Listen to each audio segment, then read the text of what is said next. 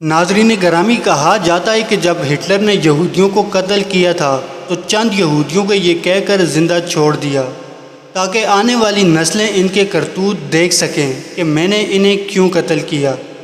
ناظرین گرامی، آج دنیا میں جتنی بھی سازشیں چل رہی ہیں وہ سب یہودیوں کا ہی کیا دھرا ہے، یہاں تک کہ 1948 میں عالمی سازش کے تحت فلسطین پر قبضہ کر کے اسرائیل کے نام سے ایک الگ ریاست قائم کی جہاں انہی کی حکومت ہے۔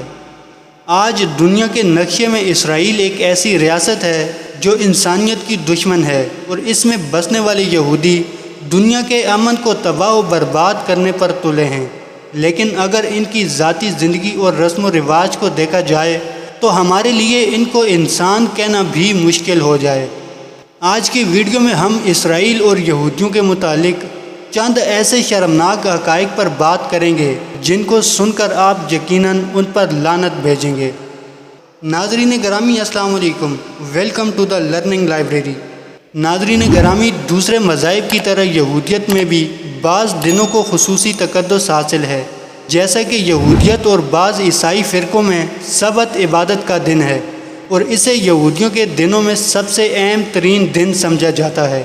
سبت جمعے کے روز غروب آفتاب سے شروع ہو کر اگلے روز غروب آفتاب تک جاری رہتا ہے۔ یہ دن روایتی طور پر 3 ضروری کھانوں پر مشتمل ہوتا ہے۔ غیر آرتھوڈکس یہودیوں کے لیے جمعہ اور ہفتے کی درمیانی رات کا کھانا سب سے زیادہ اہمیت کا حامل ہے، اور وہ اس کھانے کا خاص اہتمام کرتے ہیں۔ اس کھانے کا آغاز چالہ روٹی سے ہوتا ہے جو برکت کے طور پر کھائی جاتی ہے، جبکہ سبت کو امن اور پاکیزگی کا دن سمجھا جاتا ہے۔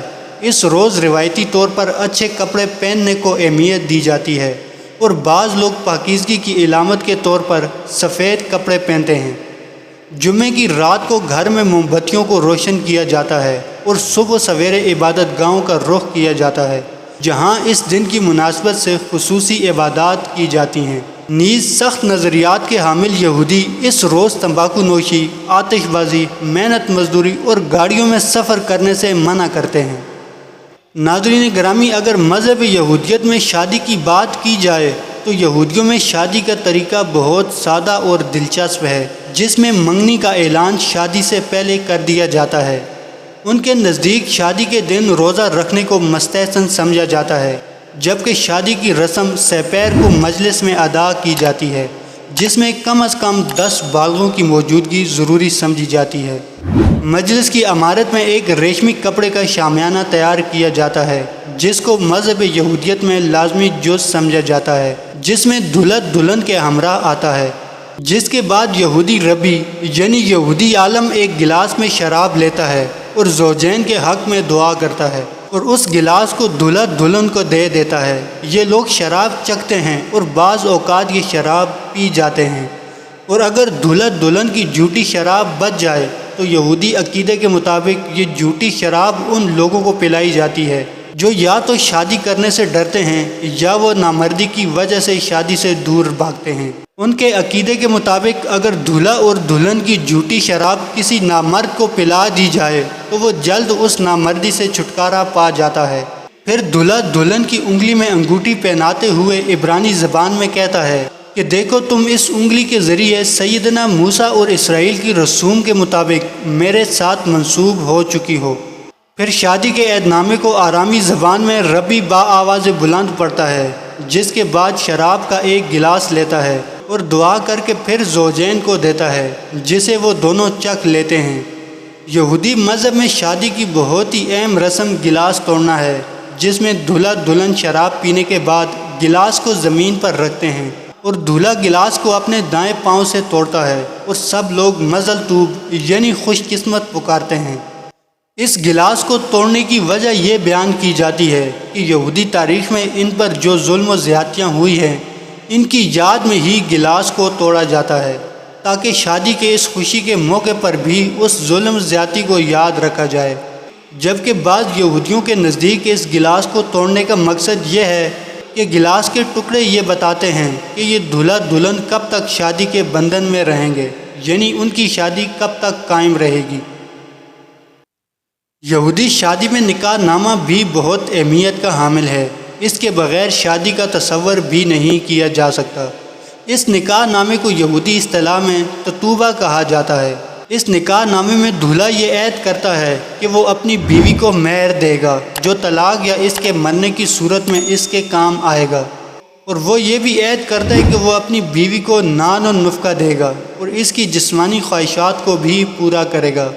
یہ نکاح نامہ حاضرین کے سامنے اونچی آواز میں پڑھا جاتا ہے تاکہ لوگ اس نکاح نامے کی عبارت کو سن سکیں اور اس پر گواہ بن سکیں۔ یہودی اسے بہت قیمتی اور مبارک خیال کرتے ہیں، اس لیے اسے بہت خوبصورت انداز میں فریم کرا کر گھر میں لگا دیا جاتا ہے۔ باقی الہامی مذاہب کی طرح یہودیت میں بھی عورت کے مہر کا تصور ملتا ہے، لیکن یہودی قانون میں مہر کو معاشی حق نہیں سمجھا جاتا۔ اس وجہ سے یہودی قانون میں اس کا تذکرہ اشارتاً تو ملتا ہے مگر صراحتاً اس کا کوئی ذکر نہیں ملتا۔